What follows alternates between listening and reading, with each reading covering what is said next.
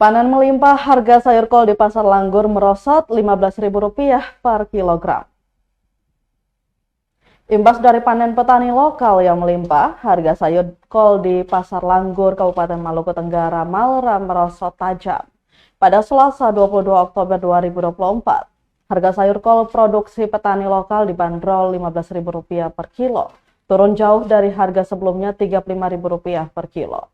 Sementara buncis berada di angka Rp20.000 per kilo, juga produksi petani lokal, sedangkan komoditas wortel masih tetap di harga Rp40.000 per kilo. Untuk kentang turun tipis dari harga sebelumnya Rp30.000 per kilo, sementara cabai keriting masih di harga Rp60.000 per kilo, turun dari harga sebelumnya Rp80.000 per kilo.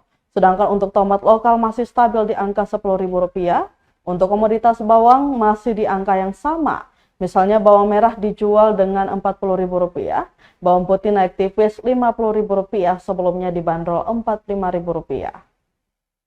Menurut salah satu pedagang, ini masa panen di mana harga beberapa komoditas yang dihasilkan petani lokal itu cukup berlimpah. Jadi berimbas positif kepada penurunan harga.